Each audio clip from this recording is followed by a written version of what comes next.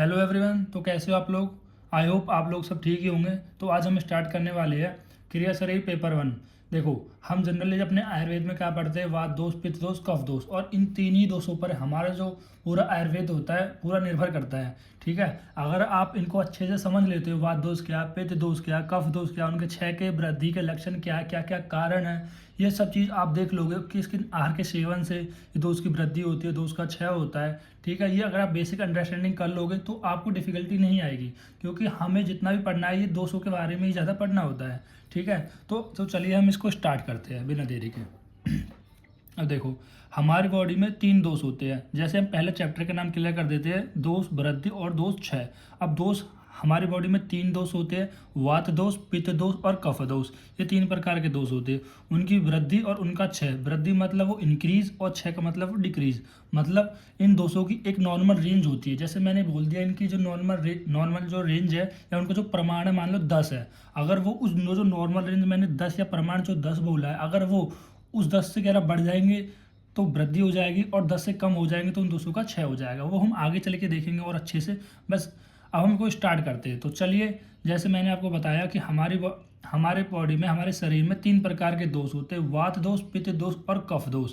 ठीक है, ये तीनों ही दोष आपके शरीर का आधार होते हैं, यानी कि इनको हम क्या बोलते हैं, त्रिस्तंभ भी बोलते हैं। ठीक है, त्रिस्तंभ कौन कौन से? वात, पित्त, कफ, ये शरीर का आधार होता है। इन्हीं पर कह रहा है कि आपका शरीर निर्भर करता है। ठीक, जैसे इनकी दो कैटेगरी में मैंने डिवाइड किया गया है, एक प्राकृतिक अवस्था, एक विषम अवस्था।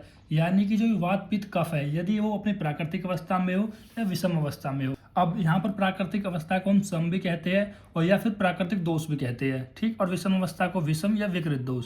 अब आप यहाँ पर ये पूछना होता है, सर प्राकृतिक अवस्था का मतलब क्या होता है?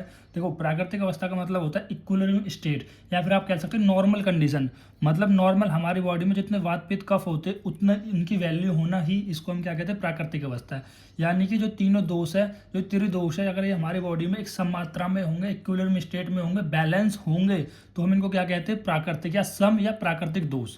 ठीक है, यहाँ पर प्राकृतिक दोष कहने का यही अर्थ है कि जितना होने चाहिए हमारी बॉडी में उतना ही ये होते हैं।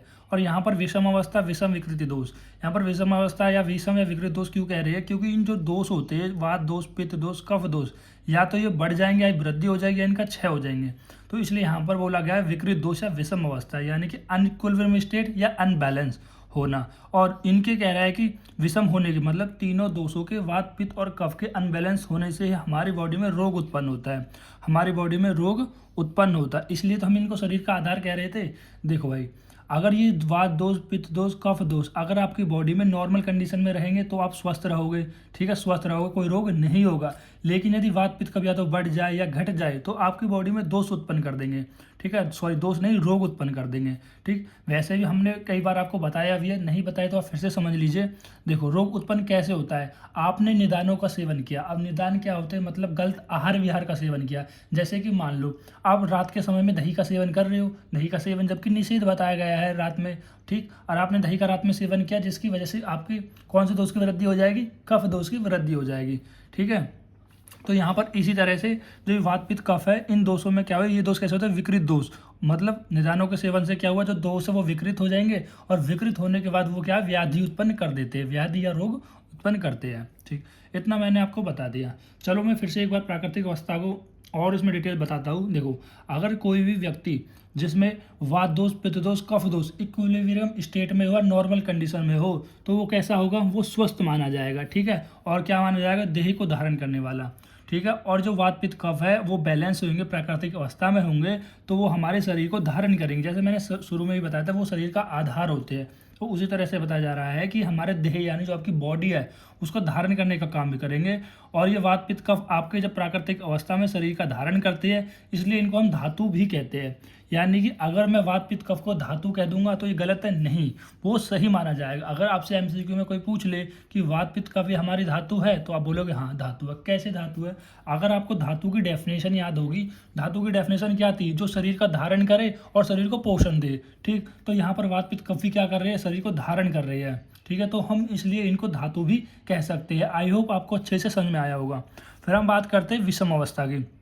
अब मैंने यही बताया कि जब भी वात पित्त कफ है वो अपने जो लेवल होता है उससे बढ़ जाए या घट जाए तो वो रोग को उत्पन्न कर देते हैं, ठीक। और अब यहाँ पर वात पित्त कफ जो विषम हो रहे हैं उसके दो कारण हैं, यानी कि जो वात पित्त कफ तीनों जो त्रिदोष है उनका विषम होने के दो कारण बताए गए हैं। अहित आहार का सेवन। अहित आहार का मतलब होता है, देखो अहित को अगर हम दो वर्डों में तोड़ने की कोशिश करोगे तो ए प्लस हित, मतलब हित का मतलब होता है जो आपके हित में हो, और ए का मतलब होता है नहीं। जैसे आपने देखा भी होगा, देखो प्रजेंस और अब्सेंस, मतलब जब भी किसी के पीछे ए लग जाता है तो इसका मतलब होता है नहीं। तो यही बोला कि अहित आहार सेवन, मतलब कह रहा है कि जो आपके लिए हित नहीं है ऐसे आहार का अगर आप सेवन करते हो तो आपका जो दोष होंगे, शरीर के जो दोष होंगे वो कैसे हो जाएंगे, विकृत अवस्था में हो जाएंगे, ठीक है। विकृत अवस्था में कैसे, या तो दोष की वृद्धि हो जाएगी या दोष का क्षय हो जाएगा। जैसे मान लो, देखो दो चीज होती है, एक प्रमाण एक होता है परिणाम, दोनों में कंफ्यूज मत होना। प्रमाण का मतलब होता है कि इनकी मात्रा, और परिणाम का मतलब होता है रिजल्ट, जो हमने शॉर्ट्स में आपको क्लियर भी किया थी ये चीज़, ठीक है। तो प्रमाण का मतलब है मात्रा, ठीक। मान लो इनकी जो एक मात्रा 10 है, ठीक। अगर ये जो वात पित्त कफ है तीनों दोष है इनकी, मैंने एक नॉर, वैसे तो होती नहीं, ऐसे कोई वैल्यू नहीं होती, मान लीजिए लेट द एक्स, जैसे हम मानते हैं ऐसे मान लीजिए कि इनकी वैल्यू वात पित्त कफ तीनों दोषों की वैल्यू 10 है। अगर इस 10 से ये वैल्यू बढ़ जाएगी तो दोषों की वृद्धि हो जाएगी, अगर ये 10 से ये वैल्यू घट जाएगी तो दोषों की क्या हो जाएगा, क्षय हो जाएगा। इस तरह से आप समझ सकते हो। तो फिर से देखिए, ये वात पित्त कफ ये हमारे शरीर का आधार है, ठीक है। और ये शरीर का आधार है, और आप अहितकर आहार विहार का सेवन करोगे, अहितकर आहार विहार का सेवन करेंगे तो ये जो वात पित्त कफ दोष है वे कैसे हो जाएंगे, विकृत अवस्था में हो जाएंगे या विकृत दोष हो जाएंगे, ठीक। यानी कि वो अपने दोष से या तो वृद्धि हो जाएगी इनकी या उनका क्षय हो जाएगा। अब देखो वृद्धि में क्या पॉइंट मैंने लिखा है यहाँ पर कि दोषों के प्राकृतिक गुण कर्मों का अधिक्य हो जाना, यानी कि जो दोषों के प्राकृतिक गुण कर्म है, प्राकृतिक गुणकर्म अधिक हो जाना। जैसे मैं यहाँ पर एग्जांपल से समझाने की कोशिश करूँ, जैसे वात है, अगर आपने वात वाली वीडियो मेरी देखी होगी तो मैंने वात में क्या बताया था, तत्र रुक्षो लघु शीत खरसो चंचलो अनिल, एक श्लोक बताया था, ठीक। ये उसके गुण बताए थे, ठीक है। और वात के कर्म, वात के कह रहे हैं बहुत सारे कर्म होते हैं, हर एक वात के जो 5 प्रकार के वात होते हैं उनके अलग अलग प्रकार के कर्म भी होते हैं। जनरली हम जनरल अगर कर्म की बात करें यानी प्राकृतिक कर्म की बात करें तो जैसे कि जो आपने आहार का सेवन किया है उसको नीचे ले जाने का जो कार्य कर रहा है वो भी बात ही करता है, ठीक है। और जो भी आपकी बॉडी में जो पल्स रेट है या फिर जो भी एक्टिविटीज़ हो रही है, जो आप बोल पा रहे हो, ठीक है, जो मतलब जो थूकने का काम हो गया, बोलने का काम हो गया, वो सब किसके काम होते हैं, वो होते हैं वात के कर्म होते हैं। लेकिन आपने क्या किया कि जो त्रिदोष है उनकी वृद्धि हो जाए। अब त्रिदोष में मान लेते हैं हम वात दोष की वृद्धि हो गई, अगर वात दोष की वृद्धि हो जाएगी जो वात दोष के प्राकृतिक गुण कर्म है वो भी कैसे हो जाएंगे, अधिक हो जाएंगे। अधिक कैसे, देखो मैंने क्या बताया, वात दोष का गुण कर्म क्या बताए कि वो बहुत ज़्यादा रुक्ष होता है, बहुत ज़्यादा लघु होता है, ठीक है। और उसका जो कर्म होता है बोलने का होता है, थूकने का होता है। लेकिन वृद्धि हो गई तो आप बहुत ज़्यादा बोलोगे, ठीक है, बहुत ज़्यादा बोलोगे, असंबंध बोलोगे, ठीक। जैसे कुछ भी बोलना, जैसे आपने देखा भी होगा कोई कोई जो लोग होते हैं वो बहुत ज़्यादा बकवास करते हैं, इनकी बात का कोई पॉइंट नहीं होता और बस बिना सांस लिए बोलते ही चले जाते हैं। तो ऐसे को हम किसके अंदर रखेंगे, ऐसे को हम रखेंगे वात दोष की वृद्धि के अंदर, ठीक। आई होप आपको अच्छे से समझ में आया होगा। अब देखो यहाँ पर जैसे हम बात करते हैं क्षय की, अब क्षय में क्या होता है कि जैसे कि हम वात दोष की बात कर रहे थे कि वात दोष का क्षय हो जाए, भाई आपने ऐसे अहितकर आहार विहार का सेवन किया जिसकी वजह से जो वात दोष है उसका क्षय हो गया, और वात दोष के क्षय होने की वजह से क्या होगा, जो उसके वात के प्राकृतिक गुण कर्म है उनका भी क्षय हो जाएगा।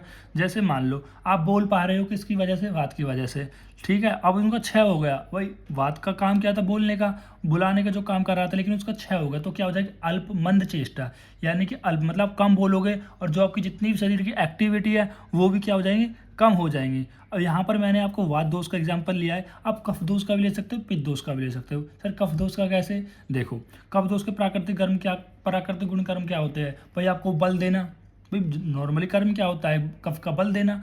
अगर यहाँ पर वृद्धि हो जाएगी तो बहुत ज़्यादा बल हो जाएगा, ठीक है, मतलब बहुत ज़्यादा बल नहीं होता है यहाँ पर, ठीक है, मतलब आपकी बॉडी में बहुत ज़्यादा भारीपन हो जाएगा, ठीक। बल तो बहुत ज़्यादा नहीं होता लेकिन बहुत ज़्यादा आपकी बॉडी भारी हो जाएगी, बहुत ज़्यादा फैटी हो जाएगी, ठीक। जो आपके और जैसे एक कर्म होता है कि संधियों को जोड़ने का काम कर रहा है, नॉर्मल प्राकृतिक जो गुण कर्म है, लेकिन वृद्धि होने पर वो क्या कर देगा, संधि शैथल्य मतलब संधियों में लूजनेस ला देगा, ठीक है। इसके विपरीत मतलब वृद्धि और क्षय के यहाँ पर ऐसे आप इनको अंडरस्टैंड और समझ सकते हो, ठीक। ये तो दो कारण हो गए, मतलब कि देखो जो वातपित्त जो तेरी दोस्त थी उनके जो कह रहे दो दो कारण बताए ना मैंने अहितकर आहार सेवन से। ठीक, अब ये 3 कारण देखते हैं हम। 3 सामान्य कारण दोषों की विकृति के। भाई 2 पहले कारण देख लिए कि अगर आप ऐसे अहितकर आहार का सेवन करोगे जिससे दोषों की वृद्धि होगी या दोषों का क्षय होगा। ये तो हो गए 2 कारण। अब 3 कारण और होते हैं। अब इन 3 सामान्य कारण की हम बात करते हैं जो कि इस प्रकार है दोषों की विकृति के। देखो 3 होते हैं, आसात्म इंद्रिय संयोग, प्रज्ञा अपराध और काल परिणाम। अगर आपने पहले कहीं ये पढ़े होंगे तो आपको ये कुछ कुछ समझ में आ रहे होंगे। ठीक है, अगर नहीं भी पढ़े तो कोई दिक्कत नहीं है, मैं आपको समझा ही दूंगा। देखो पहले 3 कारण, पहले आप इतना ध्यान दिमाग में याद रखिए, जो हमारे पास हमारी बॉडी में त्रिदोष होते हैं, इन त्रिदोष के 2 कारण बताइए। मतलब अगर आप ऐसे अहितकर आहार विहारों का सेवन करते हो जिससे दोषों की या तो वृद्धि हो जाए या क्षय हो जाए, ये 2 कारण हो गए। 3 और कारण होते हैं जो जिनसे दोष कैसे हो जाते हैं, दोषों की विषम अवस्था हो जाएगी या विकृत दोष हो जाएंगे। वो 3 कौन कौन से? पहला आसात्म इंद्रिय संयोग, प्रज्ञा अपराध, काल परिणाम। देखो पहला हम पढ़ते हैं आसात्म इंद्रिय अर्थ। देखो जैसे इसका नाम से क्लियर है, आसात्म्य इंद्रिय अर्थ। अगर आपने मेरे पदार्थ वाली वीडियो देखी होंगी तो वहाँ पर मैंने बताया है प्रत्यक्ष प्रमाण में कि ज्ञान मतलब प्रत्यक्ष ज्ञान किस प्रकार से होता है। जब सात मतलब जब हमारी जो इंद्रिया होता है, मन होता है, अर्थ होता है, जब इनका सन्निकर्ष होता है तो उस टाइम पे जो बुद्धि उत्पन्न होती है उसको हम क्या कहते हैं? मतलब उस टाइम जो बुद्धि उत्पन्न होती है वो प्रत्यक्ष से ही प्रमाण से होती है। ठीक, और यहाँ पर जैसे कि सात्म, देखो असात्म यानी जो आत्मा, देखो यहाँ पर आत्मा दिख रही है आपको, इंद्रिया दिख रही है आपको, अर्थ दिख रहा है, और आगे क्या लिख रहा है? आ मतलब नहीं भाई, ए का मतलब, जैसे ए का मतलब होता है ना अवसेंस परजेंस, उसी तरह से ए लगाने से किसी शब्द के पीछे वो क्या हो जाएगा? नहीं होता है। मतलब जब इनका सहयोग नहीं हो, मतलब अच्छी तरह से नहीं हो, सात्म इंद्रिय अर्थ। ठीक, और इनका क्या हो? अतियोग, अयोग हो, मिथ्या योग हो। देखो शायद आपको ये समझ में नहीं आया हो, मैं फिर से आपको बता रहा हूँ कि आत्मा का, इंद्रिया का और अर्थ का, आत्मा इंद्रिया का अर्थ का अगर इनका सही तरह से सहयोग नहीं होता है तो आपको ज्ञान भी कह रहा है कि सही से नहीं होता है। जैसे कि मैं अगर बात करूँ आपकी इंद्रियों की, मैं जनरली आपके पास ज्ञान इंद्रियों की बात कर रहा हूँ। ठीक, जैसे मान लो पहली आपकी छचू इंद्रिया है। ठीक, आप छचू इंद्रिया का तो अति योग कर रहे हो या अयोग कर रहे हो, मिथ्या योग कर रहे हो। अगर नॉर्मल भाषा में समझाने की कोशिश करूँ, जो आपकी आंखें है, या आप अपनी आंखों से क्या कर रहे हो? अति योग कर रहे हो। मतलब अपनी आंखों से मतलब बहुत ज़्यादा काम कर रहे हो, या तो बहुत ज़्यादा पढ़ रहे हो, बहुत ज़्यादा टेलीविज़न देख रहे हो, ठीक है, बहुत ज़्यादा सॉरी, बहुत ज़्यादा फ़ोन देख रहे हो, कोई भी ऐसा काम कर रहे हो, या अयोग। अयोग का मतलब है यूज ही नहीं कर रहे हो, मतलब आप ना टीवी देख रहे हो ना पढ़ रहे हो, बस आंखें ही बंद कर रखी है, तो वो भी अयोग है। फिर तीसरा होता है मिथ्या योग। मिथ्या योग का मतलब होता है गलत तरीके से। ठीक, गलत तरीके से आप अपनी आंखों को यूज़ कर रहे हो, जैसे कि अब रात में फ़ोन नहीं चलाना चाहिए लाइट बंद करके, वो आप चला रहे हो, इससे आपकी आंखें खराब हो जाएंगी। ये तो गलत तरीके से यूज़ करना। अब मैंने फिर आपको बता दिया कि क्या, पहले 2 कारण बताइए, 3 कारण बताए जिनसे दोषों की विकृति हो सकती है। पहला जिसमें है आसात्म इंद्रियार्थ, यानी कि आपने अपनी इंद्रियों का सही से उपयोग नहीं करना। सही से उपयोग करने का मतलब ये होता है या तो आप अपनी इंद्रियों को बहुत ज़्यादा यूज़ करते हो, या अपनी इंद्रियों को आप यूज़ नहीं करते हो, या फिर आप अपनी इंद्रियों को गलत तरीके से यूज़ कर सकते हो। जैसे मैंने यहाँ पर छछू का एग्जाम्पल लिया है, आप काहे किसी का भी एग्जाम्पल ले सकते हो। ठीक, जैसे कि अब घ्राण का हो गया, घ्राण से ले सकते हो, नो से हो सकते, मतलब कोई भी एग्जाम्पल ले सकते हो समझाने के लिए। फिर हम बात करते हैं, दूसरा होता है प्रज्ञा अपराध। अब बात आती है कि प्रज्ञा अपराध, प्रज्ञा अपराध क्या होता है। अगर मैं प्रज्ञा अपराध को बताने की कोशिश करूँ तो स्वस्थ व्रत के नियमों का उल्लंघन करना प्रज्ञा अपराधी है। अब आप बोलोगे सर स्वस्थ व्रत के नियमों मतलब स्वस्थ व्रत क्या होता है? सर वो ठीक है कि अगर हम स्वस्थ व्रत के नियमों का पालन नहीं करते हैं, उल्लंघन करते हैं तो प्रज्ञा अपराध है। सर ये स्वस्थ व्रत क्या होता है? देखो जब आप अष्टांग हृदय में जब चैप्टर नंबर 2 दिनचर्या में पढ़ोगे तो वहाँ पर लिखा हुआ है कि स्वस्थ व्रत मतलब दिनचर्या होता है, ऋतुचर्या होता है, रात्रिचर्या होता है, और एक होता है वेग धारण्य। ठीक, वेगों को धारण्य, ये 4 चैप्टर होते हैं जिनको अगर आप पालन करते हो तो आप स्वस्थ रह सकते हो। तो यही बताया है, और अगर आप इनके नियमों को पालन नहीं करते हो तो वो कैसा जाता है? प्रज्ञा अपराध। ठीक, अब ये किस प्रकार से कह रहा है कि दोषों की विकृति का कारण होता है? देखो प्रज्ञा अपराध में तीसरा होता है धी, धृति और स्मृति। धी, धृति, स्मृति से पहले ये तो आपको समझ में आया होगा भाई, इसमें क्या था, इसमें दोष की विकृति कैसे हो रही थी कि अगर आप अपनी इंद्रियों का जो सहयोग है वो सही तरीके से नहीं करते हो तो आपके जो दोष है वो विकृत हो जाएंगे। दूसरा होता है प्रज्ञा अपराध। प्रज्ञा अपराध में ये है कि जो स्वस्थ व्रत है अगर आप नियमों को पालन नहीं करते हो तो भी आपके जो दोष है वो भी कैसे हो जाएंगे? विकृत हो जाएंगे। ठीक, और इसमें प्रज्ञा अपराध में 3 चीज़ आ जाती है कि धी, धृति और स्मृति। धी को हम बुद्धि भी बोलते हैं, बुद्धि, और धृति को हम बोलते हैं धारण करना। ठीक, इन होल्ड एंड आउट। देखो जैसे मैं आपको कोई चीज़ समझा रहा हूँ तो आपने वो क्या करी, इन करी। इन मतलब कह रहा है कि वो चीज़ ली, मतलब वो चीज़ समझी, ठीक, मतलब वृत्त बुद्धि से आप अपनी वो चीज़ समझी। फिर जो मैंने आपको समझा दिया, आपको समझ में आ गया, फिर आपने उस चीज़ को धारण किया, होल्ड किया, ठीक। अब जैसे ही आपके एग्ज़ाम आएंगे, ठीक, जैसे ही आपके एग्ज़ाम आएंगे तो उसके बाद आपको जो ज्ञान है वो निकालना पड़ेगा, आउट करना पड़ेगा, तो उसको हम बोलते हैं स्मृति, ठीक है। तो धी, धृति और स्मृति, ये 3 प्रकार से होती है। अब इनका क्या यूज़ करो, या आप या तो अतियोग करो, या अयोग करो, या मितयोग करो। जैसे कि मतलब या तो आप ज्ञान बहुत ज़्यादा ले लो, या आप ज्ञान बिल्कुल ना लो, या आप गलत तरीके से ज्ञान लो। ऐसे भी आप एक एग्जाम्पल बना सकते हो। यह भी कारण होता है प्रज्ञा अपराध भी रोगों की विकृति का। जैसे देखो, जैसे मैं यहाँ पर जैसे बुद्धि का मैं अगर बात करूँ कि बुद्धि का कैसे आप अतियोग कर सकते हो, कैसे अयोग कर सकते हो, कैसे मिथ्या योग, उसी तरह से धृति का अतियोग, अयोग और मिथ्या योग, उसी तरह से स्मृति का अतियोग, अयोग और मिथ्या योग। जैसे हम बात करें बुद्धि की, तो जैसे बुद्धि की, जैसे मान लो आपके पास ज्ञान है, आपके पास बुद्धि है, आपको पता है कि अगर आप मीठा खाओगे, आप मीठा खाओगे या तला हुआ खाओगे, ठीक है, मीठा खाने से, तला हुआ खाने से आप कैसे हो जाओगे, मोटे हो जाओगे। मीठा खाने और तला हुआ खाने से आप मोटे हो जाओगे। फिर भी कह रहा है अगर आप उनका अति सेवन करते हो, ठीक है, अति सेवन मतलब अति योग करते हो। अति सेवन का मतलब है अगर आप अति योग करते हो तो आपको कौन से दोष हो जाएंगे, आपको मेदो रोगी हो जाएगा। भाई अगर आप कह रहे हैं कि मीठे का सेवन करते हो, मीठे का या तले हुए का सेवन करते हो, और इनका कैसा सेवन करते हो, अति योग करते हो। अगर अति योग करने से क्या होगा, या तो आप मोटे हो जाओगे, ठीक है, मोटे हो जाओगे, आप मेदो रोगी हो जाओगे। इस तरह से क्या पता लगा कि हमारे दोष विकृति हो जाएंगे। फिर हम बात करते हैं काल के परिणाम की। काल के परिणाम में क्या बताया गया है, 3। देखो, काल के परिणाम में काल, ऋतु और अयन। अब काल क्या होता है, काल मतलब जो समय, यानी कि उसका 2 परिणाम हो सकते हैं, नित्यक, एक अवस्थिक। नित्यक काल वो होता है जो हमेशा सेम रहता है, कांस्टेंट रहता है, जो कभी ना बदले। जैसे कि दिन हो गया, रात हो गया, अगले दिन भी उसी तरह से दिन होगा, रात होगा, मतलब जो चलता आ रहा है ऐसे ही चलता रहेगा और ऐसे ही चलेगा, ठीक है। इसको हम बोलते हैं नित्यक काल, ठीक, मतलब जो नॉर्मल टाइम होता है। फिर एक होता है अवस्थिक काल। अवस्थिक काल मतलब डिजीज कंडीशन, जो डिजीज कंडीशन है वो चेंज होती रहती है। जैसे पहले मान लो दोस्त प्रथम अवस्था में होते हैं, फिर प्रसर, देखो पहले दोस्त प्रसव में होते हैं, फिर प्रकोप होता है। देखो पहले समय पहले क्षय होता है दोषों का, फिर प्रकोप होता है, फिर प्रशम होता है, और प्रशम के बाद इसी तरह से व्यक्त अवस्था होती है, वेद अवस्था होती है, मतलब रूप, पूर्व रूप, इस तरह से चलते जाते हैं। तो वो होते हैं अवस्थिक अवस्था, जो कि हर टाइम चेंज होती रहती है। जैसे मान लो कि कल आपको बुखार है और 2 दिन बाद आपको बुखार नहीं होता है, मतलब ये ऐसा टाइम है काल का जो चेंज होता रहता है, उसको हम बोलते हैं अवस्थिक काल। फिर आती है ऋतु। अब ऋतु, सॉरी, पहले मैं इस काल को तो बता दूं कि किस तरह से काल का कह रहा है कि दोषों को विकृत करता है, मतलब दोषों को विकृत करता है, ठीक है। मतलब ये तो मैंने आपको बता ही दिया कि जो नित्य काल होता है, अवस्थिक काल किस तरह से दोषों को विकृत करेगा। भाई दोषों को विकृत करेगा, जैसे मान लो पहले दोष कम, पूर्व कम सिम्टम होते हैं, फिर दोष के ज़्यादा सिम्टम्स होते हैं। तो कालिका ही तो भाई काल की वजह से तो हो रहा है, जैसे जैसे समय बढ़ता जा रहा है। और आप देखते हुए कुछ रोग कह रहे हैं काल के प्रभाव के कारण कैसे हो जाते हैं, असाध्य हो जाते हैं, मतलब जिनकी चिकित्सा नहीं होती है।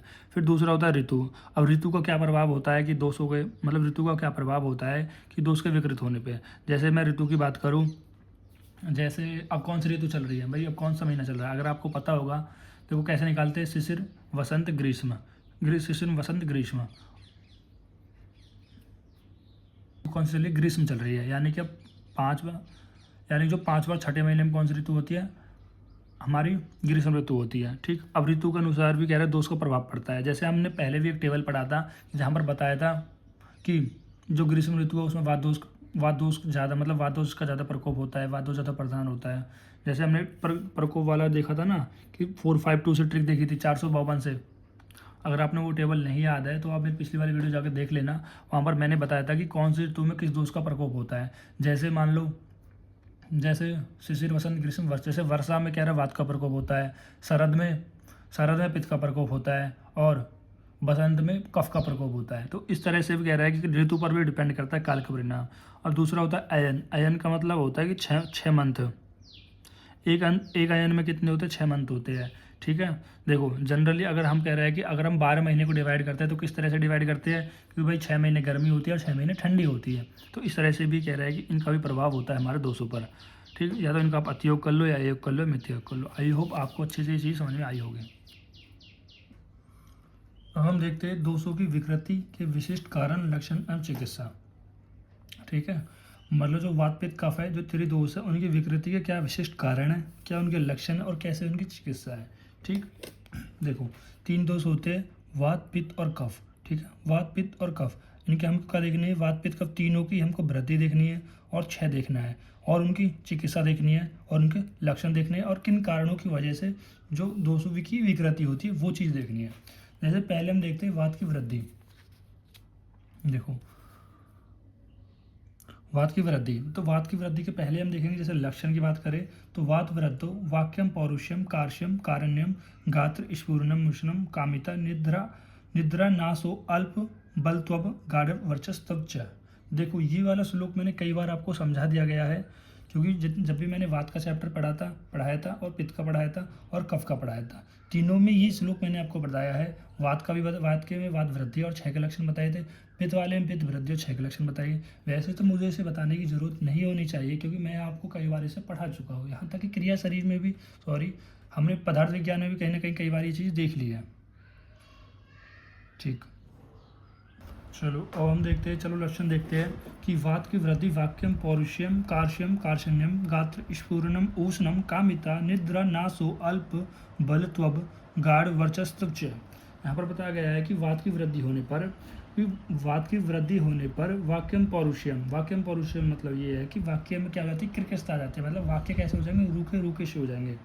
ठीक है, वाक्यम पुरुषम एंड और बोला कार्य मतलब शरीर में कृष्णता आ जाएगी, मतलब शरीर कैसा हो जाएगा, पतला हो जाएगा। वात की वृद्धि होने पर जो आपके वाक्य है, मतलब जो आपके शब्द है वो रूखे रूखे से हो जाएंगे, आपके शरीर पतला हो जाएगा, कार्य हो जाएगा। एंड कार्शन्यम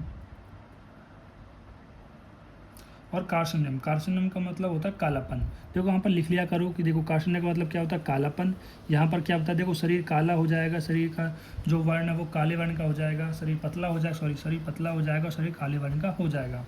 फिर है गात्र स्फूर्णम मतलब है कि अंगों में स्फूर्णता आ जाएगी, मतलब अंग कैसे हो जाएंगे, भारी भारी से हो जाएंगे। जैसे कैसे बलून में हम हवा भर देते हैं ना, उसी तरह जो आपके अंग से होते हैं उनमें भी कैसे हो जाएंगे, स्फूर्णता आ जाएगी, मतलब भारी भारी फूले फूले से हो जाएंगे। एंड उष्ण कामिता, और उष्ण खाने की इच्छा हो जाती है। अब उष्ण खाने की इच्छा क्यों होती है, क्योंकि आपने चीज़ हमने जब चिकित्सा पढ़ी थी, पहले में चिकित्सा में ये पॉइंट बताया गया है कि जिस भी दोष के मतलब जिसमें आहार विहार के सेवन से दोष की वृद्धि होती है, उसकी विपरीत गुणों वाले आहार विहार देश खाने की इच्छा होती है। ठीक है, जैसे मान लो अब हुआ क्या है कि वात की वृद्धि हुई, तो वात की वृद्धि होने पर हमें ऐसे आहार विहार का सेवन करने का मन करेगा जो उसको समन कर सके। तो यहाँ पर बताया गया है कि उष्ण कामिता है, यानी कि उष्ण खाने की इच्छा होगी, ताकि जो वात की जो वृद्धि है वो मतलब कम हो सके। और निद्रा का क्या हो जाएगा, नाश हो जाएगा। अल्प बलत्वब, और जो बल हो जाता है वो कम हो जाएगा। क्यों कम हो रहा है बल, क्योंकि देखो बल के लिए कौन रिस्पॉन्सिबल होता है, कफ रिस्पॉन्सिबल होता है। और यहाँ पर कह रहा है वात की वृद्धि हो रही है, जब भी वात की वृद्धि होगी तो कफ का क्या हो जाता है, कफ का क्षय हो जाता है। ये दोनों कैसे चलते हैं, अपोजिट चलते हैं। ठीक है, बल का नाश हो जाता है। और क्या है, यानी गाढ़ वर्चस्व। अब यहाँ पर क्या है कि मल में गाढ़ापन आ जाएगा, तो गाढ़ वर्चस्व मतलब गाढ़ा हो जाएगा, वर्चस्व यानी जो आपका मल है वो कैसा हो जाएगा, गाढ़ा हो जाएगा। इस तरह से आप वात की वृद्धि का जो लक्षण है वो याद रख सकते हैं। फिर हम बात करते हैं कारण की। देखो यहाँ पर 3 कारण का मैंने बात की है, एक आहार, एक व्यवहार और एक काल। अब आहार में क्या आता है, आहार में मतलब किन किन आहार की वजह से जो वात की वृद्धि हो रही है। अगर आप रूक्ष खाना खाओगे, शीत लघु कटु तिक्त कषाय द्रव्य को सेवन, देखो ये चीज़ मैंने आपको बताई है। देखो वात के गुण क्या थे, वात के तत्व रुक्षो लघु शीत खर सुषम चलो अनिल। मतलब अगर आप आहार मतलब वात के गुणों वाले आहार का सेवन करते हो तो उनसे होगा कि आपकी बॉडी वात की वृद्धि हो जाएगी। और मैंने 6 रस बताए थे, मधुर लवण कटु तिक्त कषाय, जिनमें से जो पहले 3 रस थे वो कफ की वृद्धि करते थे, और जो लास्ट की 3 रस थे वो किसका करते थे, वो वात की वृद्धि करते थे। जैसे मैंने यहाँ पर बताया था कि मधुर होता है, अमल होता है, लवण होता है। देखो मैं यहाँ पर इसको समझाता हूँ अलग से पेज में, शायद आपको कुछ लोगों को नहीं पता होगी ये चीज़ें। 1 मिनट,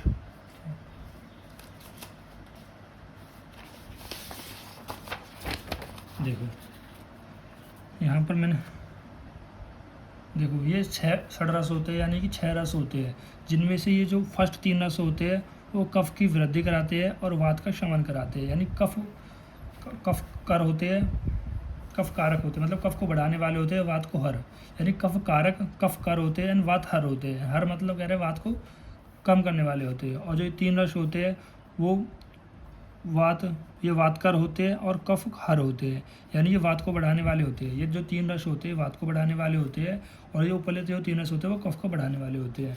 यानी कि अगर आप ऐसे आहार विहार का सेवन करोगे जो रस में कटु हो, तिक्त हो, कसाय हो, तो वो क्या किसकी वृद्धि करेगा, किसकी वृद्धि करेगा, वात की वृद्धि करेगा। ठीक, फिर है अल्प मात्रा में तथा लघु अनुसेवन। यदि आप कह रहे हैं कि भोजन कम मात्रा में करते हो और ऐसा भोजन करते हो जो लघु हो, तो उनसे भी क्या होगी, आपकी बॉडी में वात की वृद्धि होगी। फिर उपवास करते हो, उपवास मतलब कह रहे हैं कि फास्टिंग करते हो, यानी आप खाना पीना छोड़ देते हो। खाना पीना छोड़ने का मतलब है कि जैसे आप बढ़ती रहते हो, सब आपको पता ही होगा, मुझसे ज़्यादा ही पता होगा, आप ज़्यादा बढ़ती रहते हैं, अक्सर लड़के ज़्यादा बढ़ती रहते हैं। तो उस पीरियड में क्या होता है, कभी कभी जब कह रहा है कि आप लेट खाना खाते हो, खाना नहीं खाते हो, तो उस टाइम पे क्या होता है कि आपके गैस बन जाती है। आपने ये चीज़ फील भी करी होगी, जब भी आप खाना नहीं खा रहे हो तो आपके गैस बन जाती है। वो क्यों बन रही है, क्योंकि उपवास करने से भी क्या होती है, वात की वृद्धि हो रही है। और कहीं ना कहीं जो वात और वायु है उनको हम कोरिलेट करते हैं, सेम ही कोरिलेट करते हैं। फिर होता है अनशन, विषमसन और अध्यसन। देखो यहाँ पर होता है कि अनशन, अनशन का मतलब होता है कि खाने को ना खाना। ठीक, विषमसन का मतलब होता है कि गलत तरीके से मतलब कह रहा है कि गलत तरीके से आहार का सेवन करना। और अध्यसन का मतलब है कि पूर्ण जो आपने भोजन किया था वो भी पचा नहीं है, फिर से कह रहा है आपने भोजन कर लिया है। जैसे कि आपने ये देखा भी होगा कि आपने घर पे खाना खाया, लेकिन आपने दोस्तों के लिए चलो मोमोज़ की पार्टी देता हूँ या फिर बर्गर पिज़्ज़ा खवाता हूँ अपने पैसों की, तो उस लालच में क्या करो, अरे दोस्ती तो खिला रहा है, चलो खा लीजिए। उसको हम बोलते हैं अध्यसन। यानी कि पूर्ण भोजन अभी कह रहा है, पूर्ण भोजन अभी पाचन नहीं हुआ है, फिर आपने फिर से कह रहा है कि दूसरा भोजन ले लेना, इसको हम अध्यसन बोलते हैं। फिर हम और कौन का, इनसे भी क्या होता है, वात की वृद्धि होती है। और मूंग खाने से, मसूर की, अरहर और मटर, ये आपको इंपॉर्टेंट पॉइंट याद रखना। मूंग, मसूर और अरहर और मटर, इनसे भी क्या होता है, वात की वृद्धि होती है। और सूसक मांस, सूसक मतलब सूखा मांस, इनसे भी क्या होता है, वात की वृद्धि होती है। देखो ये पॉइंट मैंने आपको लिखा है क्योंकि आपको पता होनी चाहिए किन किन आहारों से कह रहा है वात की वृद्धि हो। ऐसे बहुत सारे आहार हो सकते हैं, ये तो मैंने कुछ स्पेसिफिक आपको बताए ताकि आप इनको अगर आए तो लिख सको। ठीक है, आपकी जो कॉन्सेप्ट बिल्डिंग है वो चीज़ बन सके। ठीक है, फिर हम बात करते हैं कारण की, तो मतलब कौन कौन से ऐसे कारण हैं जिनसे वात की वृद्धि होती है। देखो आप पूरे फर्स्ट ईयर पढ़ लोगे ना, ये सब पॉइंट आपको मिलेंगे। मैंने क्या करा है, सब जगह ये पॉइंट एक जगह ही लिख दिया है। उससे होगा क्या, चाहे आप अष्टांग हृदय पढ़ रहे हो, चाहे आप क्रिया शरीर पढ़ रहे हो, चाहे आप कोई भी सब्जेक्ट पढ़ रहे हो, अगर ये वात से रिलेटेड आ रहा है ना टॉपिक, तो आपको पता रहेगी। ठीक है, आपको पता रहेगी किन किन आहार विहार से वात की वृद्धि हो रही है और किन किन काल में कह रहे हैं वात की वृद्धि हो रही है, दोषों की वृद्धि हो रही है, आपको पता रहेगी। अब हम देखते हैं किन किन बिहार की वजह से वात की वृद्धि होती है, जिनमें हम पहले देखते हैं अति व्यायाम। अति व्यायाम का मतलब ये होता है कि अगर आप बहुत ज़्यादा एक्सरसाइज कर रहे हो, मतलब एक्सेसिव वर्क कर रहे हो, तो उससे भी होता है कि आपकी बॉडी में वात की वृद्धि हो जाती है। आपने चीज़ फील भी करी होगी, जब आप बहुत ज़्यादा मेहनत करते हो तो आपका पूरा शरीर थक जाता है, पूरे शरीर में वेदना होती है। वेदना क्यों हो रही है, क्योंकि आपकी बॉडी में वात की वृद्धि हो रही है। और जिस कह रहा है पूरे शरीर में जहाँ भी वेदना हो रही है उसके लिए ओनली एंड ओनली एक दोष रिस्पॉन्सिबल होता है, जो होता है आपका वात दोष। फिर अति मैथुन, और अति मैथुन करने से भी क्या होता है, वात दोष की वृद्धि होती है। ठीक है, ये आपने शायद फील भी करा होगा, कुछ बच्चों ने फील भी करा होगा, जब कई बार मास्टरबेट कर लेते हैं उससे होता क्या है, आपकी बॉडी में वात की वृद्धि हो जाती है, पूरे शरीर में पेन होता है, कोई भी कार्य करने का मन नहीं करता है। ठीक, फिर आता है अति अध्ययन। अति अध्ययन का मतलब है कि बहुत ज़्यादा स्टडी करने से भी वात की वृद्धि होती है। ठीक, फिर होता है रात्रि जागरण। और रात्रि जागरण मतलब अगर आप रात में नहीं सोओगे तो उससे भी आपकी बॉडी में वात की वृद्धि होगी। और वायु, मल, मूत्र, छींक, वीर्य आदि को रोकना है। यदि आप अपने कह रहे मल को, मूत्र को, मतलब मल को, मूत्र को, छींक को, वीर्य को आदि को रोकना, इनसे भी क्या होता है, वात की वृद्धि होता है। जैसे कि आपने ये चीज़ फील भी करी होगी, जैसे कह रहे हैं कि जो मल है, मतलब कह रहे हैं अगर आपको पुरुष आ रहा है और पुरुष को आप रोक के बैठो तो वो क्या करने लग जाता है, आपके बॉडी में वात की वृद्धि करने लग जाता है, यानी गैस बनाने लग जाता है। ये सब किस में आ रही है, ये सब आ रही है वात की वृद्धि में। फिर हम देखते हैं भय से, शौक से, चिंता से, क्रोध से भी। मतलब अगर आप इन बिहार का सेवन करते हो, मतलब सेवन क्या बिहार, मतलब ये ऐसे बिहार है जिनका मतलब ऐसे कर्म है, जिनको करने से वात की वृद्धि होती है। तैरना होगा, दौड़ना होगा, ये सब बिहार में हम कह रहे हैं कर्म भी इनको हम बोल सकते हैं। अति व्यायाम करना, अति मैथुन करना, अति अध्ययन करना, अति जागरण करना, इन सब से क्या होता है, आपकी बॉडी में वात की वृद्धि होती है। फिर हम बात करते हैं काल, मतलब कौन सा ऐसा काल है जिसमें बॉडी वात की वृद्धि होती है। अब जैसे मैंने एक टेबल बनाया था, मैं फिर से आपको बना के दिखाता हूँ। चलो मैं थोड़ा वीडियो को पॉज कर रहा हूँ, उस टेबल को बना ही दूँ। देखो अब यहाँ पर हम देख सकते हैं जो वात दोष का प्रकोप होता है वो वर्षा ऋतु में होता है, और पित्त दोष का प्रकोप शरद ऋतु में होता है, और हेमंत दोष और कफ दोष का प्रकोप हेमंत ऋतु में होता है। देखो हमारे 6 प्रकार की ऋतु होती है, शिशिर, वसंत, ग्रीष्म, वर्षा, शरद, हेमंत। इनको आपको सीक्वेंस याद करना है। अगर हम फ्यूचर में स्टार्ट करते पढ़ाएं तो वहाँ पर उनको और अच्छे से डिटेल में देखेंगे। ठीक है, तो अभी आपको इतना पता होना चाहिए 6 प्रकार की ऋतु होती है, और उन 6 प्रकार की ऋतु में हर एक पर अलग अलग प्रकार का दोष प्रकोप होता है। जैसे कि वर्षा ऋतु में वात दोष का प्रकोप होता है, शरद ऋतु में पित्त दोष का प्रकोप होता है, और हेमंत दोष में कफ दोष का प्रकोप होता है। जनरल में आपको मतलब बता देता हूँ। संचय का मतलब होता है कि दोष का केवल इकट्ठा होना। प्रकोप का मतलब होता है कि जब दोष है वो अपने ही स्थान पर बहुत ज़्यादा बढ़ जाने और उनके कुछ सिम्टम्स आने लगते हैं। और प्रशम का मतलब होता है कि अब वो कह रहे हैं वो दोष शांत हो गया है, तो उसको हम बोलते हैं प्रकोप। ठीक, तो अब यहाँ पर बताया गया है कि कौन से काल में, कौन से ऋतु में, यानी कौन सी ऋतु में वात की वृद्धि होती है। ठीक, अब वात की वृद्धि जनरली मैंने कहाँ पर बताई? वर्षा ऋतु में मैंने वात दोष की प्रकृति बताई। वर्षा ऋतु में क्या बताई? वात दोष की वृद्धि बताई। जैसे यहाँ पर लिख भी रहा है कि वर्षा के समय वर्षा ऋतु में क्या होती है? वात की वृद्धि होती है। और शीतकाल में, ठीक, और अधिक हवा चलने पर वात की वृद्धि होती है। प्रभात काल में, रात्रि के और अंतिम प्रहर में। देखो ये वाला जो पॉइंट है ना कि प्रभात काल में, रात्रि के अंतिम प्रहर में, इनको मैं थोड़ा समझाने की कोशिश करता हूँ। देखो जब आप सुबह सुबह उठते हो तो आपकी बॉडी में सबसे पहले कफ जमा हुआ होता है। आप जैसे मान लो सुबह उठते हो 5 बजे 6 बजे उठते हो, तो सुबह सुबह क्या होता है? आपकी बॉडी में कफ होता है, और धीरे धीरे जैसे दोपहर होती चली जाती है तो आपकी बॉडी में पित्त की वृद्धि होती है। जैसे कि अब दोपहर होती है ना 12 बजे 1 बजे 2 बजे, धीरे धीरे क्या होती है? आपकी बॉडी में पित्त की वृद्धि होती है। ठीक, और फिर उसके बाद 4 बजे 5 बजे, फिर जैसे जैसे शाम होने लगती है उसमें क्या होता है? आपकी बॉडी में वात की वृद्धि होती है। ठीक है, वात की वृद्धि होती है। अब जैसे जैसे रात होती जाती है उसके अनुसार कह रहा है फिर कफ की वृद्धि होती है, और जैसे जैसे कह रहा है रात के 11 12 1 2 बजते फिर पित्त की वृद्धि होती है, और फिर जो सुबह का टाइम होता है 3 बजे 4 बजे, उसमें क्या होता है? हमारा वात की वृद्धि होती है। इस तरह से पूरा सीक्वेंस चल रहा है। और इसी तीनों ऋतु में ही हम कह रहे हैं कि तीनों दोषों में ये सब चीज़ बताएंगे कि प्रभात काल के, रात्रि के अंतिम प्रहर में, और अन्न के जीर्ण होने पर। ठीक है, ये तो हो गया वात दोष का वृद्धि का लक्षण। देखो यहाँ पर एक पॉइंट छूट गया था अभी, चिकित्सा वाला। देखो चिकित्सा क्या है कि अगर आपकी बॉडी में वात दोष की वृद्धि हो गई तो आप किस तरह से चिकित्सा करोगे। ठीक, तो रोगी को पूर्ण विश्राम दे। मतलब जो रोगी होगा, जैसे हम बहुत ज़्यादा व्यायाम कर रहे थे, उसे वात की वृद्धि हो रही थी, तो क्या करना है? आपको उसको विश्राम देना है, मतलब कोई फिजिकल एक्टिविटी नहीं करनी है। उससे होगा कि आपकी बॉडी में कफ की वृद्धि होगी, और हमने आपको बताया जब भी आपकी बॉडी में कफ की वृद्धि होती है तो वात का क्या हो जाता है? शमन या नाश हो जाता है, वात का लेवल जो है कम हो जाता है। फिर स्निग्ध, उष्ण, मधुर, अम्ल, लवण और आर्द्र। कैसे आर्द्र? जो स्निग्ध हो, उष्ण हो। अब ये आर क्यों दे रहे हैं? क्योंकि इनसे अल्टीमेटली किसकी दोष की वृद्धि होती है? कफ दोष की वृद्धि होती है। मतलब कफ दोष बढ़ाता है और वात दोष का शमन होता है। मतलब यहाँ पर हम क्या कर रहे हैं? किसी भी दोष को शांत करने के लिए एक दूसरे दोष को बढ़ा रहे होते हैं। मतलब इनकी विपरीत गुणों की चिकित्सा हम कर देते हैं, ऐसे भी आप कह सकते हैं। जैसे मैंने यहाँ पर बताया, और क्या बताया कि मधुर, अम्ल, लवण और आहार दे। कैसे आहार दे?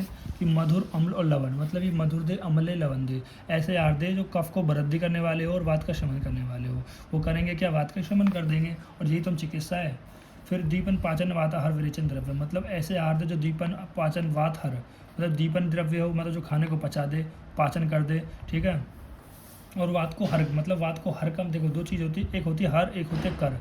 हर का मतलब होता है उस चीज़ का शमन करना, उस चीज़ को कम करना, और कर का मतलब होता है उस चीज़ को बढ़ाना। जैसे वात कर होता है यानी वात को वृद्धि करने वाला, वात हर मतलब वात को हरने वाला। बोलते ना कि हे प्रभु हमारे दुख को हरो मतलब कह रहे हैं कि दुख को कम करो।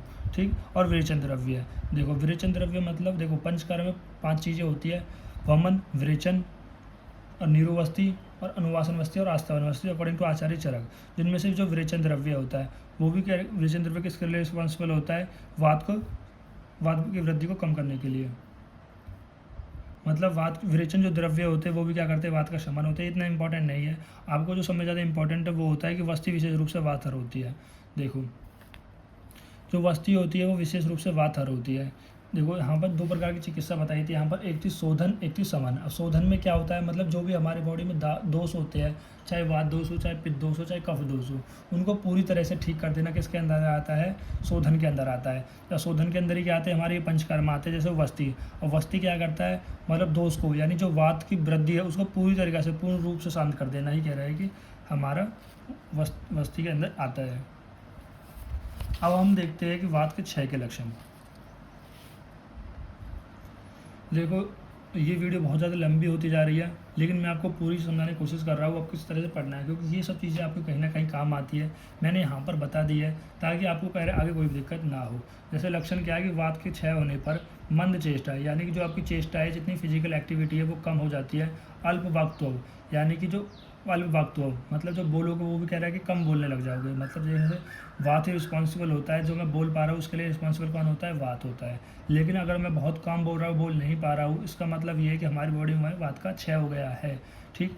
एंड वाक्त्व महापुरुष मूड संगीत क्षय, ये सभी कारण किसके होते हैं, हमारे वात क्षय के। यहाँ पर अल्प वाक्त्व के बाद रह गया अपिरसो।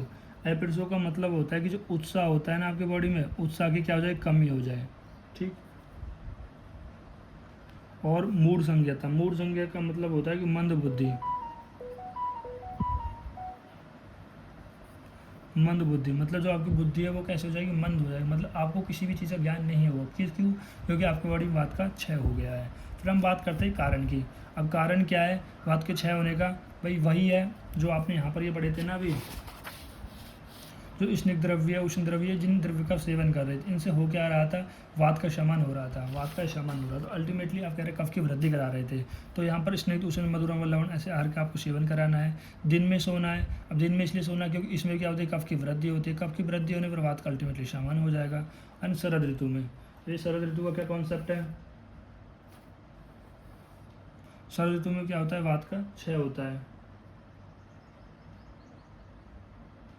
देखो अगर मैं यहाँ पर बात करूँ, देखो इससे जो पहली वाली ऋतु है वो कौन सी हो जाएगी, ग्रीष्म। और यहाँ पर कौन सी ऋतु हो जाएगी, शरद ऋतु हो जाएगी। तो शरद ऋतु में क्या होता है, वात का प्रशम होता है। देखो ये वाला टेबल आपको अगर आपको समझ में नहीं आ रहा है तो मैं अच्छे से इसको समझाऊंगा, क्योंकि आपने कई बार ये टेबल देखा भी होगा। देखो आपको एक प्रकोप याद करना पड़ता है, और इसकी पिछली वाली ऋतु संचय में आ जाती है, और वर्षा की जो नेक्स्ट ऋतु होती है वो प्रसम में आ जाती है। प्रसम मतलब कह रहा है कि वो दो सब शांत हो गया है।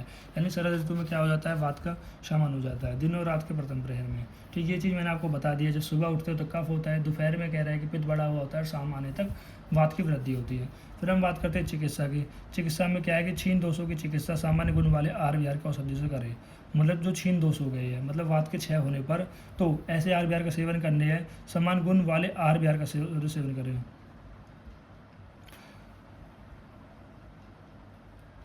जहाँ पर एक श्लोक भी आता है, सर्वदा सर्वभावना सामान्य वृद्धि कारणम। यानी कि देखो मतलब जिन जैसे वात के क्षय के विपरीत गुणों के अगर आप द्रव्य का सेवन करा दोगे तो वात के क्षय की चिकित्सा हो जाएगी। जैसे जैसे तो ये कुछ मैं क्या बताऊँ इसमें आपको, जैसे वात का क्षय हो गया ना, जैसे वात का क्षय का मतलब ये होगा कि और आपकी बॉडी में कफ की बहुत ज़्यादा वृद्धि हो गई है। ठीक, तो आपको कफ की बहुत ज़्यादा वृद्धि होगी, तो अब कह रहे हैं कफ का शमन कराना है, तो इसके विपरीत गुणों वाले द्रव्य का सेवन करा दोगे। फिर हम बात करते हैं पित्त की वृद्धि और क्षय के लक्षण। ठीक है, पहले हम देखेंगे पित्त की वृद्धि के लक्षण, फिर उसके बाद देखेंगे हम क्षय के लक्षण। अब हम बात करते हैं पित्त की वृद्धि के लक्षण। जैसे पित्त की वृद्धि के लक्षण क्या है, पित्त वृद्धो पीत भासता संताप शीत कामित्व अल्प निद्रता मूर्छा बल हानि इंद्रिय दौर्बल्यम पीत विन मूत्र नेत्र। यहाँ पर क्या बताया गया है कि पीत की वृद्धि होने पर, यानी कि जो पित्त है उसकी वृद्धि होने पर पीत भासता, तो कोई पीत नहीं है, पित्त होगा यहाँ पर, छोटी होगी, बड़ी ही नहीं होगी। यानी कि पित्त की वृद्धि होने पर पीत भासता, यानी जो आपकी जो स्किन का कलर है वो कैसा हो जाता है, पीला हो जाता है। यानी स्किन कह दो या त्वचा कह दो। एंड संताप मतलब जो बॉडी का टेम्परेचर वो बहुत ज़्यादा बढ़ जाता है। एंड शीत कामित्व मतलब जो शीत खाने की इच्छा बढ़ जाती है। क्योंकि आपकी बॉडी में पित्त बहुत ज़्यादा बढ़ गया है, तो उसको कम करने के लिए आपकी बॉडी को ठंडी खाने की इच्छा बढ़ जाएगी। अल्प निद्रा, यानी जो निद्रा होगी वो कम हो जाएगी। और वात के लक्षण में भी कह रहा है कि निद्रा थी, मतलब उसमें भी निद्रा का नाश हो रहा था, और उसमें जो निद्रा है वो कम आएगी। एंड मूर्छा आएगी, मूर्छा मतलब फेंटिंग आ जाएगी। ठीक, मतलब वही भ्रम चक्कर जो भी होती है। बल हानि, और जो आपका बल होगा उसकी हानि हो जाएगी, और इंद्रिय दौर्बल्य हो जाएगी। यानी जो इंद्रिय है इंद्रिय दौर्बल्य हो जाएगी, मतलब जो इंद्रिय अपने विषय को अच्छे से कह रहे हैं ज्ञान को नहीं ले पाएगी। एंड पीत विन मूत्र, और पीले पड़ जाएंगे कौन से, पीत मतलब पीला पड़ जाएगा, विन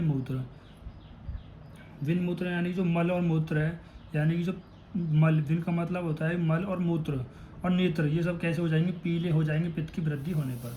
ये सब लक्षण होते हैं पित्त की वृद्धि के। फिर कारण क्या होते हैं, वही 3 कारण होते हैं, आहार विहार और काल। आहार में क्या है किन किन आहारों का सेवन करने से आपकी बॉडी में पित्त की वृद्धि होती है। अगर आप तीक्ष्ण खाना खाओ, उष्ण खाना खाओ, ठीक है, और अम्ल, लवण और कटु आहार युक्त अगर आप सेवन करते हो तो इससे होता क्या है कि आपकी बॉडी में पित्त की वृद्धि हो जाती है। जैसे यहाँ पर कौन कौन से, अगर आप अम्ल, लवण और कटु इन तीनों का अगर आप सेवन करते हो तो ये कैसे होते हैं, पित्तकर होते हैं। पित्तकर मतलब पित्त को बढ़ाने वाले होते हैं, मतलब 3 पित्त को बढ़ाने वाले होते हैं। और मधु, तिक्त और कषाय ये पित्त को कम करने वाले होते हैं। यदि आप तिल का तेल, सरसों का तेल, अलसी का तेल इनका भी कह रहा है कि अगर आप सेवन करते हो तो इनसे भी आपकी बॉडी में पित्त की वृद्धि हो जाती है, ठीक। और ये जो तेल होते हैं वो कैसे होते हैं, वो वात को हरने वाले होते हैं, ठीक। कुलथी, फिर कुलथी होती है। दही तक, दही भी कैसे होती है, पित्त की वृद्धि कराने वाले होती है। छाछ होती है वो भी पित्त की वृद्धि कराते हैं। और एक होती है खट्टे फल, जैसे कि ऑरेंज हो गया, ठीक है, नींबू हो गया, ये सब कैसे होते हैं, पित्त की वृद्धि करने वाले होते हैं। हम बात करते हैं बिहार। बिहार मतलब कह रहे हैं हम ऐसे कर्म की बात करते हैं जिनसे आपकी बॉडी में पित्त की वृद्धि होती है। जैसे कि अगर आप बहुत ज़्यादा गुस्सा करते हो, बहुत ज़्यादा भय, किसी से डरे हुए हो, या बहुत ज़्यादा दुख होता है तो इनसे भी क्या होता है, आपकी बॉडी में पित्त की वृद्धि होती है। या परिश्रम, परिश्रम मतलब कह रहा है कि बहुत ज़्यादा कह रहा है कि मेहनत करते हो तो इनसे भी क्या होता है, पित्त की वृद्धि होती है। या बहुत मैथुन करते हो तो इससे पित्त की वृद्धि होती है। जैसे मैं अगर आपको बताऊं, जिसमें व्यक्ति में कह रहा है कि पित्त की वृद्धि होती है तो उसके जो बाल होते हैं ना, मतलब जो सिर के बाल होते हैं वो बहुत जल्दी समय से पहले पक जाते हैं, मतलब समय से पहले ही क्या कैसे हो जाते हैं, वो सफ़ेद हो जाते हैं। ऐसा क्यों होता है, क्योंकि पित्त की वृद्धि होने की वजह से, यानी कि जो उसकी जो शरीर की ऊष्मा होती है, यानी बॉडी की जो ऊष्मा होती है वो उसके कह रहा है शरीर के बालों को कह रहा है कि समय से पहले पका देती है पित्त की वृद्धि होने पर। फिर हम बात करते हैं काल की। कौन कौन से काल में, उष्ण काल, शरद काल एंड अर्धरात्रि। देखो ये वाला पॉइंट मैं आपको हर एक में क्लियर कर चुका हूँ, और अगर आपको अच्छे से क्लियर नहीं हुआ है तो जब हम फ्यूचर में अगर अष्टांग हृदय पढ़ाएंगे तो वहाँ पर और ज़्यादा डेप्थ में हम इनको अच्छे से समझाने की कोशिश करेंगे, ठीक। फिर हम बात करते हैं कौन से काल में। अब कौन से काल में कह रहा है कि पित्त की वृद्धि होती है। जैसे मैंने आपको बताया, ये पित्त की वृद्धि बोल दो या उसका प्रकोप बोल दो। वृद्धि का मतलब यही तो होता है जब उसका प्रकोप होता है, ठीक, मतलब उसके जो सिम्टम्स आएंगे। तो शरद ऋतु में क्या होता है, पित्त का प्रकोप होता है, या पित्त का कह रहा काल, जो भी आपको बोलना है। फिर हम बात करते हैं चिकित्सा की। अब चिकित्सा में क्या बताइएगा, देखो एक होता है घृतपान। घृतपान मतलब कह रहा है कि जिसमें भी पित्त की वृद्धि होती है उसको हम घी का सेवन कराना चाहिए, ठीक है, एंड विरेचन कराना चाहिए। देखो ये दो इंपॉर्टेंट टर्म है। एक देखो 2 प्रकार की चिकित्सा आती है इसमें, एक आती है हमारी शोधन, एक आती है समन। शोधन में क्या करते हैं, मतलब जो भी दोष होते हैं उसको कम्प्लीटली कह रहा है कि अगर हम सही कर दे तो वो होता था शोधन में, और उसको पूरी तरह से कम्प्लीटली कह रहा है कि सही ना करे, केवल उसके सिम्टमों की सिम्टमेटिक ट्रीटमेंट जो करा जाता है वो होता है समन में, ठीक। जैसे कि हम घृतपान से क्या होता है, जो पित्त की वृद्धि के लक्षण होते हैं केवल उनको वो दबाने का काम करता है। लेकिन जो विरेचन होता है, जो पित्त की वृद्धि हो रही है उसको पूरी तरह से वो ठीक कर देता है, ठीक है। वो और अच्छे से हम इनको आगे डिटेल में देखेंगे। शीतल द्रव्य और मधुर और तिक्त कषाय ये भी क्या करते हैं, हमारे पित्त की वृद्धि के लक्षण होते हैं, ठीक। और मणियों को धारण करना, मतलब आपने देखा भी होगा कुछ लोग हाथों में, उंगलियों में या गले में मणियों को धारण करते हैं। क्योंकि इनकी बॉडी में हमेशा पित्त की वृद्धि होती है तो वो पित्त को शांत करने का भी काम करते हैं। और जो चंदन लेप होता है वो ठंडा वगैरह होता है, तो जाहिर सी बात है वो पित्त की वृद्धि को भी नहीं होने देगा, यानी कि लक्षण को कम करने का काम करेगा। फिर हम बात करते हैं पित्त के 6 के लक्षण। पित्त के 6 के लक्षण क्या है कि पित्त 6 मंद उष्मिता अग्निता निष्प्रतप है, यानी कि पित्त के 6 होने पर जो मंद उष्मा अग्निता है, यानी कि जो ऊष्मा होती है भाई, जो हम मंद उष्मा अग्निता, यानी जो ऊष्मा होती है वो कैसे हो जाएगी, कम हो जाएगी, यानी ऊष्मा में मंदता आ जाएगी। मतलब जो आपके शरीर की ऊष्मा है वो कैसे हो जाएगी, मंद हो जाएगी, ठीक है, हल्की हो जाएगी, ठीक। एंड निष्प्रवता है। निष्प्रवता का मतलब ये होता है कि जो आपकी प्रभा है, जो आपकी बॉडी की चमक है, जो आपकी बॉडी का निखार है, शरीर का चेहरे का निखार है, वो भी कैसा हो जाएगा, वो उसका भी नाश हो जाएगा। वो लक्षण होते हैं पित्त के 6 के लक्षण। फिर हम बात करते हैं कारण की। तो कारण क्या है कि मधुर तिक्त कटु तिक्त का सेवन करना। ये मैंने अब आपको बता ही दिया, मुझे नहीं लगता इनको मैं बार बार समझाने से मेरे कोई फ़ायदा होने वाला है, क्योंकि मैंने तो 2 टेबल आपको समझा दिए है, ये 2 टेबल अच्छे से समझा दी गई है, और एक मैंने बता ही दिया है कि किस तरह से किस दोष का प्रधान, मतलब दिन में कौन सा दोष होता है, दोपहर में कौन सा होता है, ये सब मैं अच्छे से समझा चुका हूँ। तो बार बार ये चीज़ें बस रिपीट होती जा रही हैं, ठीक। तो ये सब देख लेना आप।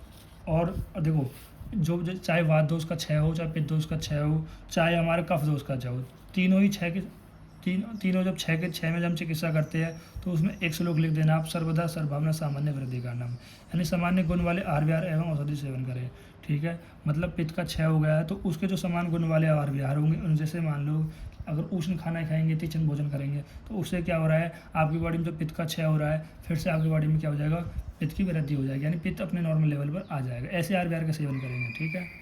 फिर हम बात करते हैं कफ की। देखो कफ की वृद्धि और क्षय। तो कफ की वृद्धि के लक्षण क्या है कि श्लेष्मम वृद्ध्यम सौकल्यम सेत्यम स्थैर्यम गौरवम वसात तंद्रा निद्रा संध्यम अस्थि विश्लेषण से।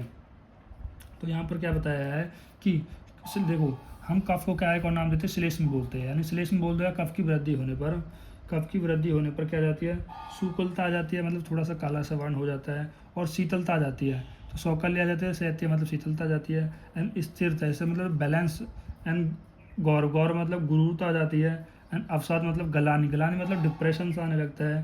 ठीक, तंद्रा, तंद्रा निद्रा संधि अस्थि मतलब निद्रा का नाश हो जाता है, और संधिया और अस्थि मतलब जो संधि है मतलब जो जॉइंट्स है और बॉन है, इनमें क्या जाती है विश्लेषण मतलब शीतलता आ जाती है, मतलब लूजनेस आ जाते हैं जॉइंट्स और बॉन में। ये किसके लक्षण है, कफ की वृद्धि के लक्षण है। कारण क्या बताया गया, 3 कारण बताया गया, आहार का, विहार का और काल का। देखो आहार में क्या बताया गया, मधुर अम्ल लवण स्निग्ध गुरु अन्न का औषधि है। मतलब कह रहा है कि आप ऐसे आहार विहार का सेवन करो जिनसे आपकी बॉडी में क्या होता है कि कफ की वृद्धि होती है। जैसे मैंने पहले बताया 3 रस में मधुर अम्ल लवण, अगर आप ऐसे आहार का सेवन करते हो तो उनसे आपकी बॉडी में कफ की वृद्धि होगी, कफ की वृद्धि होती है। ठीक है, दूसरा अगर आप कह रहे हैं गुरु खाना खाते हो, जैसे उड़द हो गया, गाय का घी हो गया, तो इनसे भी दूध हो गया, दही हो गया, तो इनसे भी क्या होता है कफ की वृद्धि होती है। तिल हो गया, पीठी हो गया, दही हो गया, मटर, दूध हो गया, खीर हो गया, मटर नहीं, मटर वात प्रकोपक होती थी। अनूप और जलीय प्रकोपक का मांस, और अनूप और जलीय मतलब ऐसे प्राणी जो जल में रहते हैं, अगर आप इनका सेवन करते हो तो इनसे भी क्या होता है कफ का प्रकोप होता है। आई एम सॉरी, कफ का प्रकोप नहीं होता, कफ की वृद्धि होती है। ठीक है, अब देखो यहाँ पर एक होता है आनुप मास, देखो 2 होते हैं, एक होता है जांगल, एक होता है आनुप। जांगल में क्या होती है, वात की वृद्धि होती है, और आनुप में क्या होती है, कफ की वृद्धि होती है।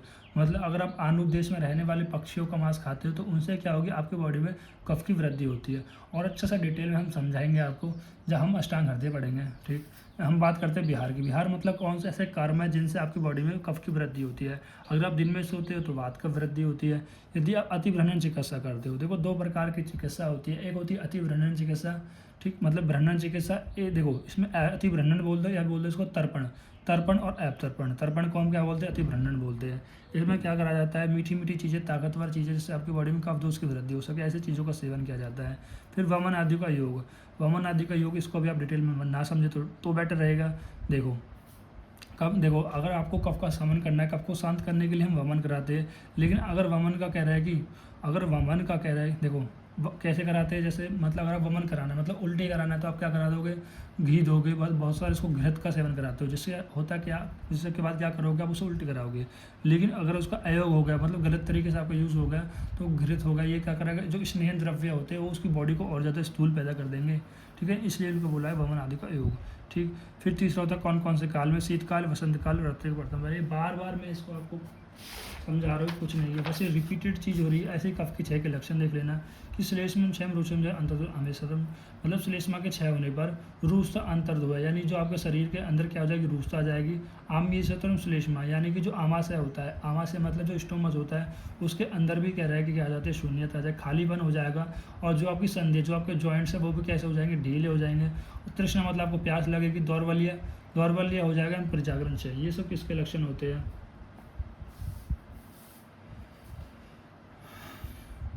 प्रजागरण का मतलब है नींद का नहीं आना। ठीक है, ये सब किसके लक्षण होते हैं, कफ के क्षय के लक्षण होते हैं। कारण यही देख लेना, और चिकित्सा भी सर्वदा सर्वभावना देख लेना। बार बार ये चीज़ें रिपीट हो रही है। आई होप मैंने आपको अच्छे से समझाया होगा। अगर आपको अच्छे से समझ में आया है तो आप वीडियो को लाइक कर दीजिए, चैनल को सब्सक्राइब कर दीजिए। Thank you guys.